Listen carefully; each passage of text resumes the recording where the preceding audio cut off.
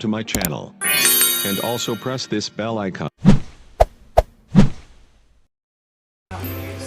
Assalamualaikum warahmatullahi wabarakatuh. Kami dari kelompok 3 akan menyampaikan materi tentang dinamika politik pada masa demokrasi terpimpin. Saya akan menyampaikan sedikit tentang materi tersebut. Demokrasi terpimpin adalah sebuah sistem demokrasi yang berjalan antara tahun 1959 sampai dengan tahun 1966, di mana dalam sistem demokrasi ini seluruh keputusan serta pemikiran terpusat pada pemimpin negara, yang kata itu dipegang oleh Presiden Soekarno. 1. Menuju demokrasi terpimpin. Latar belakang dicetuskannya sistem demokrasi terpimpin oleh Presiden Soekarno yaitu dari segi keamanan nasional, dari segi perekonomian, dan dari segi politik. Untuk mewujudkan sistem demokrasi terpimpin, Presiden Soekarno melakukan langkah-langkah yaitu: yang pertama, konsepsi Presiden 1957. Menurut Presiden Soekarno, kestabilan politik dan kesulitan-kesulitan yang dihadapi negara pada masa demokrasi liberal disebabkan oleh adanya banyak partai. Oleh karena itu, demi keselamatan negara, Presiden Soekarno mengajukan konsepsi di hadapan para pemimpin partai dan tokoh masyarakat di Istana Merdeka pada tanggal 21 Februari 1957. Yang kedua, pembentukan Dewan Nasional pada tanggal 6 Mei 1957. Presiden Soekarno mencoba mengganti sistem demokrasi parlementer dengan demokrasi terpimpin. Terdapat usulan melalui Panitia Perumus Dewan Nasional. Dibahas mengenai usulan kembali ke Undang-Undang Dasar 1945. Yang ketiga, mengeluarkan keputusan pada tanggal 19 Februari 1959. Presiden Soekarno mengeluarkan keputusan pelaksanaan demokrasi terpimpin dalam rangka kembali ke Undang-Undang Dasar 1945 pada tanggal 19 Februari 1959. Keputusan ini pun kemudian disampaikan di hadapan anggota DPR pada tanggal 2 Maret 1959. D. Larangan mengikuti sidang Dewan Konstituante. Dewan Konstituante mengadakan pemungutan suara untuk mengambil keputusan terhadap usulan Presiden. Namun setelah melakukan pemungutan sebanyak 3 kali, tidak mencapai quorum untuk menetapkan Undang-Undang Dasar 1945 sebagai Undang-Undang Dasar yang tetap. E. Mengambil keputusan melalui dekret Presiden. Pada tanggal 3 Juli 1959, Presiden Soekarno memanggil Ketua DPR M.R. Sartono, Perdana Menteri Insinyur Juandra, para Menteri Pimpinan TNI dan anggota Dewan Nasional, serta Ketua MA M.R. Wirjono Prajodikoro untuk mendiskusikan langkah yang harus diambil. Pelaksanaan demokrasi terpimpin dimulai dengan berlakunya Dekret Presiden 5 Juli 1959. Adapun latar belakang dikeluarkan Dekret Presiden sebagai berikut yaitu: 1. Situasi politik yang kacau dan semakin buruk. 2. Politik antar partai politik yang mengganggu stabilitas nasional. 3. Banyaknya partai dalam parlemen yang saling berbeda pendapat sementara sulit sekali untuk mempertemukannya. Demi menyelamatkan negara, Presiden melakukan tindakan mengeluarkan keputusan Presiden nomor 75 per 1959, sebuah dekret yang selanjutnya dikenal dengan Dekret Presiden 5 Juli 1959. Tujuan dikeluarkan dekret adalah menyelesaikan masalah negara yang semakin tidak menentu dan untuk menyelamatkan negara. 2. Perkembangan politik pada masa demokrasi terpimpin. Dekret Presiden yang dikeluarkan pada tanggal 5 Juli 1959 merupakan dasar dalam pembentukan demokrasi terpimpin yang memiliki harapan akan dilaksanakan pemerintahan yang sesuai dengan Undang-Undang Dasar 1945 atau pelaksanaannya dapat dilakukan secara murni dan konsekuen. Untuk itu, pada masa demokrasi terpimpin, tindakan perubahan yang dilakukan dalam penata politik dalam negeri maupun luar negeri terlihat dari adanya beberapa tindakan sebagai berikut. A. MPRS. Presiden Soekarno membentuk MPRS berdasarkan penetapan Presiden nomor 2 tahun 1959. Pemilihan anggota MPRS dilakukan tidak sesuai dengan ketentuan dalam Undang-Undang Dasar 1945. B. DPAS. DPAS dibentuk dengan berdasarkan penetapan Presiden nomor 3 tahun 1959. DPAS dalam sidangnya bulan November 1959 mengusulkan kepada pemerintahan agar amanat Presiden dalam pidato yang berjudul Penemuan kembali revolusi kita. Pada tanggal 19 Agustus 1959 dijadikan garis besar haluan negara. C. DPR RGR. Presiden membubarkan DPR hasil pemilihan rakyat pada pemilu 1955 pada tanggal 5 Maret 1960.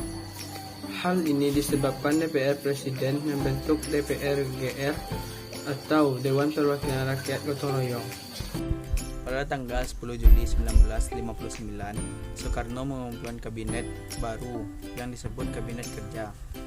Kabinet Kerja bertugas pada periode 10 Juli 1959, 18 Februari 1960. Kabinet tidak melibatkan para ketua partai besar sehingga kabinet bisa dikatakan sebagai kabinet non-partai. Kabinet Kerja memiliki kerja program dikenal dengan tri program.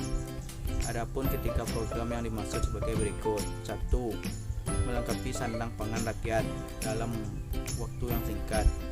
2. Menyelenggarakan keamanan rakyat dan negara. 3. Pembebasan Irian Barat. Front Nasional.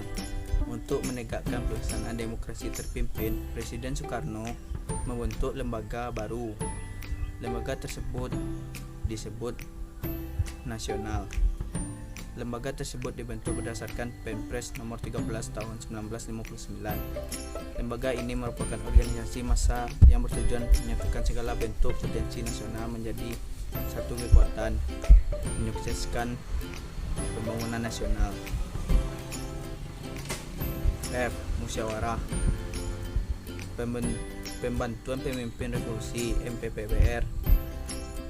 Presiden membentuk suatu lembaga baru yang bernama Musyawarah Pembantu Pemimpin Revolusi MPPR berdasarkan penetapan Presiden nomor 4 tahun 1962.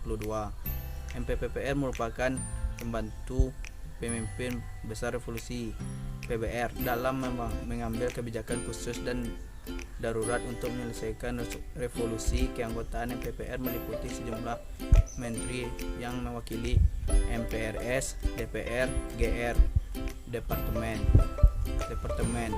Angkatan, dan para pemimpin partai politik Naskom. 3. Kekuatan politik nasional pada masa demokrasi terpimpin.